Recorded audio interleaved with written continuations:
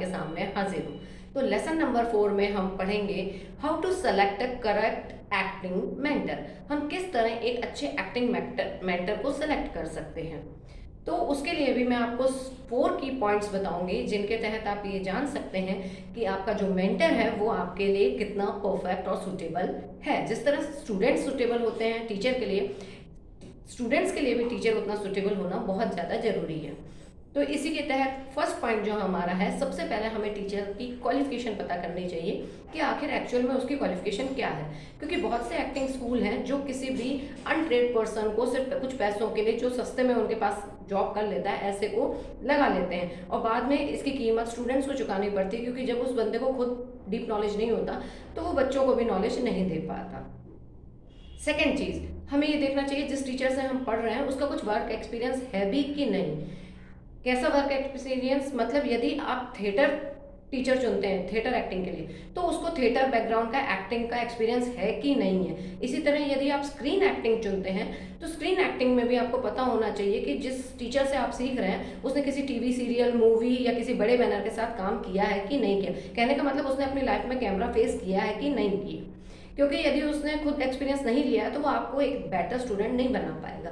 क्योंकि कहावत कहते हैं ना, बंदर क्या जाने अदरक का स्वाद। तो जिस इंसान ने खुद वो काम कभी किया नहीं होगा वो आपको कैसे बता पाएगा उसका डिफिकल्टीज, उसकी गुड मेरिट्स, कुछ भी क्लियर नहीं कर पाएगा।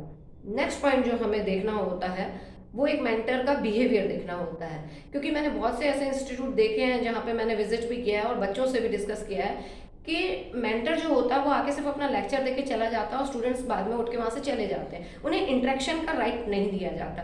तो ये चीज़ जरूर देखें कि जिस टीचर से आप पढ़ रहे हैं वो आपको आपका स्पेस दे रहा है कि नहीं दे रहा, कि उसने अपना लेसन पढ़ा दिया उसके बाद वो आपको ये स्पेस दे रहा है कि नहीं दे रहा कि आप अपना क्वेश्चन पूछ सकें। दूसरी बात, आपके डाउट्स क्लियर हो। तो ये चीज़ें यदि मेंटर में हैं तो ठीक। उसके बाद जो सबसे बड़ी चीज़ बचती है वो ये चीज़ बचती है कि मेंटर में पेशेंस कितना है।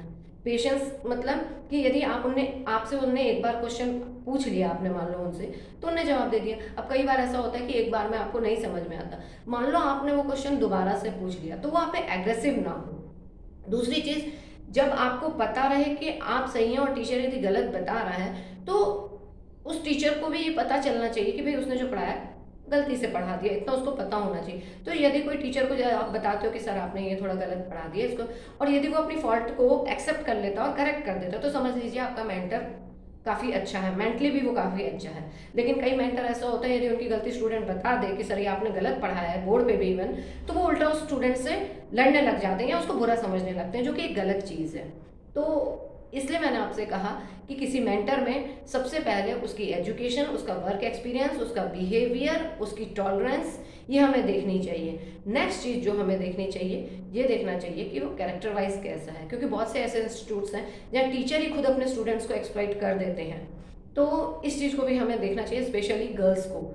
तो जिस भी इंस्टीट्यूशन में आप एडमिशन लें वहाँ पे ध्यान रखें, क्योंकि सिंपल कोचिंग अदर सब्जेक्ट्स की लेना अलग बात है, लेकिन एक्टिंग एक अलग फील्ड है, यहाँ हम अलग तरह की पढ़ाई करते हैं।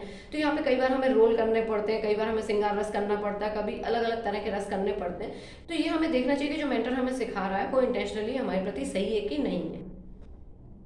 आई होप आपको ये बात समझ में आ गई होगी। अब आप अपना एक बेटर मेंटर चूज करने में कभी भी गलती नहीं करेंगे, क्योंकि एक्टिंग फील्ड में मेंटर चुनने के लिए हमें बहुत ज़्यादा सीरियस और चौकन्ना रहना पड़ता है।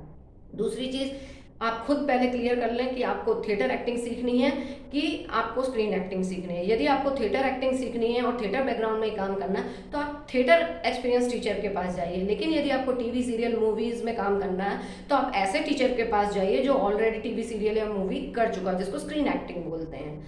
अदरवाइज आप मुंबई में आके सिर्फ अपना टाइम और पैसा खराब करते हैं और बाद में आपको कुछ नहीं मिलता है। तो फर्स्ट सजेशन तो मेरा ये रहेगा कि मुंबई आने के बजाय आप अपने लोकल एरिया में जो एक्टिंग स्कूल्स हैं वहाँ पे आप अपने लिए सीखना शुरू करें, और जब आप सीख लें उसके बाद आप यहाँ पे आके वर्क सर्च करें। वो आपके लिए कन्वीनियंट भी होगा, क्योंकि बगैर सीखे यदि आप मुंबई आ गए तो मुंबई जो है बहुत एक्सपेंसिव है, हर कोई वो बजट हायर नहीं कर सकता, आप ही के लिए प्रॉब्लम होगा। तो बेस्ट ऑफ लक। एंड यदि आप मेरा नेक्स्ट लेसन देखना चाहते हैं तो स्विच ऑन टू लेसन 5, जो इस बारे में है कि किसी स्टूडेंट को क्लास में क्या क्या प्रॉब्लम्स फेस करनी पड़ती हैं।